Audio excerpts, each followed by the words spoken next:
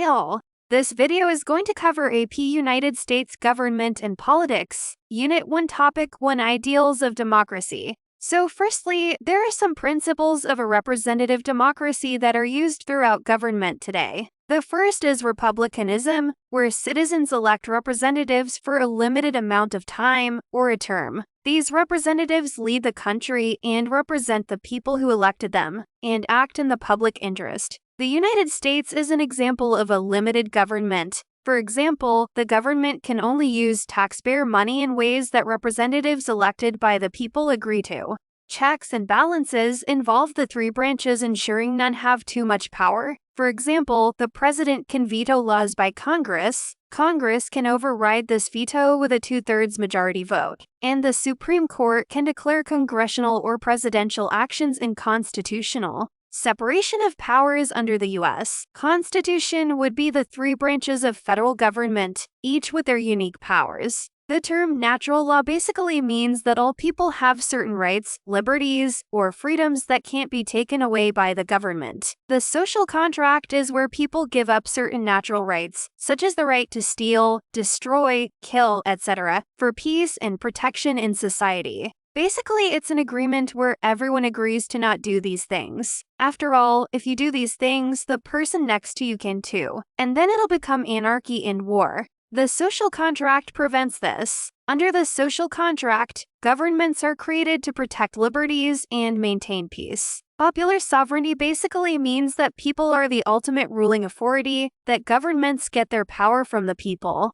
So there are 4 enlightenment philosophers that you should know. They are Thomas Hobbes, who argued that basically, by nature, humans are selfish, and the result is a lot of war, which makes human life solitary, poor, nasty, brutish, and short. His solution was that people should give up some rights and agree to live in peace under an absolute sovereign, a king for example, who would hold society together and take the good of the people into account. So basically, competition, distrust, and the desire for glory throw humans into a state of war, which according to Hobbes is in short, natural. An example would be Somalia, who endured a long chain of civil wars after the collapse of its repressive government, which left a stateless society. Then there's John Locke, whose ideas had much influence in the framework of America's government. He believed in natural law, people are born free and equal, and people are obligated to rebel if government becomes abusive and destructive. There's Jean-Jacques Rousseau, who believed in popular sovereignty and that a direct democracy in which people voted directly for laws and the government carries out these laws in the interest of the people was best.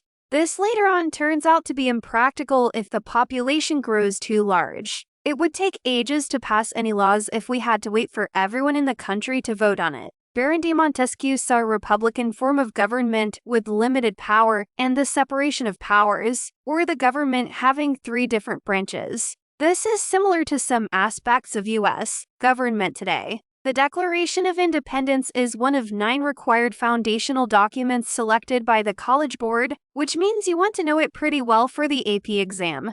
Before we talk about it, there's a bit of background that we need to know first. So, the Declaration of Independence is a document that officially announces the separation between the United States, or back then the 13 colonies, and Great Britain. This was created after rising tensions between the colonists in Great Britain due to many factors including taxation without consent or representation, economic punishments, unfair trials and imprisonments, forced quartering of troops in people's homes, etc. So in the Declaration of Independence, there is a preamble, a list of grievances against King George III, and finally a resolution for independence. In the preamble, there is a lot of enlightenment thought involved as the colonists justify their need to separate from Great Britain. We hold these truths to be self-evident, that all men are created equal, that they are endowed by their Creator with certain unalienable rights, that among these are life, liberty, and the pursuit of happiness, that to secure these rights, governments are instituted among men, deriving their just powers from the consent of the governed, that whenever any form of government becomes destructive of these ends, It is the right of the people to alter or to abolish it, and to institute new government, laying its foundation on such principles, and organizing its powers in such form as to them shall seem most likely to affect their safety and happiness. So this part is color-coded, but basically when they talk about how they are endowed by their creator with certain unalienable rights, among these are life, liberty, and the pursuit of happiness, they talk about natural rights that cannot be taken away. They refer to the social contract when they talk about how governments are here to secure these rights, and popular sovereignty when they talk about how the power of the government is from the people. They also talk about how the people have to rebel if the government, which in this case will be a Great Britain, becomes too destructive in order to protect their safety and happiness. This would be an idea of John Locke's. Next is a long list of grievances against King George III. Among them would include references to the Proclamation of 1763, the Quartering Act of 1765, and taxes without representation, for example the Sugar Act of 1764, the Stamp Act of 1765, the Tea Act of 1770, which caused the Boston Tea Party, among a lot of other grievances. Finally, there's a resolution for independence stating that the colonists have tried hard to tell the British Parliament that they, Parliament, are being too oppressive, but the British Parliament didn't listen, and now they are declaring that they are a free country, they are no longer a part of Great Britain for these reasons, and have all the rights of a free country does. After the Declaration of Independence, eventually, the framers created the Constitution. The Constitution gives citizen representation through a representative republic, which is a collection of sovereign states gathered for the national interest. The framers also promoted popular sovereignty as citizens directly elect members of the House of Representatives every 2 years, and later senators and electors in the Electoral College. This has been APUS. Government and Politics Topic 1.1 Ideals of Democracy. Please like and subscribe and let me know if you found this video helpful so I keep making more. Thank you.